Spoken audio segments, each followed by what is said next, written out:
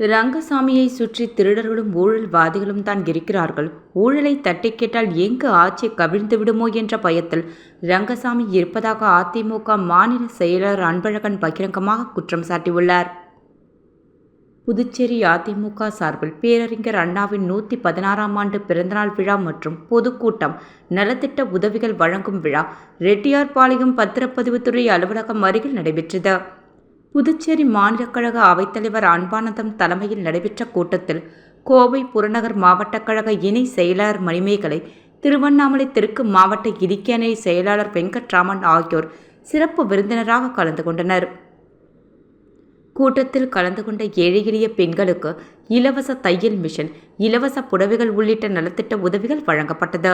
பின்னர் பொதுக்கூட்டத்தில் பேசிய அதிமுக மாநில செயலாளர் அன்பழகன், கஞ்சா உள்ளிட்ட போதைப் பொருட்கள் கடத்தும் மாநிலமாக தமிழகம் உள்ளது.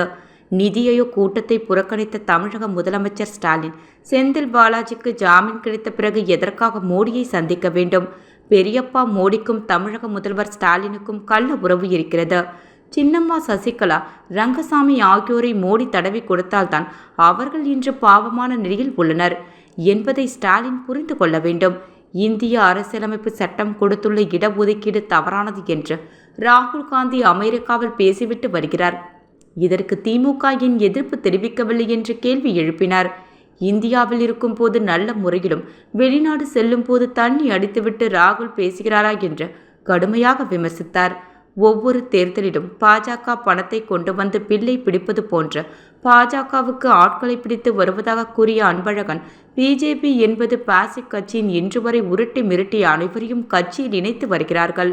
இந்த உருட்டல் மிரட்டலுக்கு பயப்படாமல் பாஜகவுடன் கூட்டணி இல்லை என்று சொன்னவர்தான் எடப்பாடி என்றார். கடந்த 3 ஆண்டுகளில் 111 தடவை ரேஷன் கடை திறப்பு, அரிசி வழங்க இருக்கிறோம் என்று முதலமைச்சர், அமைச்சர்கள் என அனைவரும் தெரிவித்திருக்கிறார்கள். ஆனால் இதுவரை அதை செயல்படுத்தவில்லை. இந்தியாவிலேயே கல்வி உரிமை சட்டம், பொது விநியோக திட்டம் இல்லாத ஒரே மாநிலம் புதுச்சேரி மட்டும்தான் என்று அன்பழகன் சுட்டிக்காட்டினார். மக்களுக்கு பாதிப்பை ஏற்படுத்தக்கூடிய மின்துறையை தனியார் மயமாக்க யாரோ ஒருவர் பயனடைய 400 கோடி ரூபாய் செலவில் ப்ரீபெய்டு மின்மீட்டர் திட்டம் கொண்டு வருகிறார்கள். மக்களை பற்றி நினைக்காத இந்த அரசு நிர்வாகம் முழுமையாக தோல்வி அடைந்துவிட்டது என்றார். புதுச்சேரி, காரைக்காலில் கோவில் இடங்கள் பட்டா போட்டு அபகரிக்கப்பட்டு விற்பனை செய்யப்படுகிறது.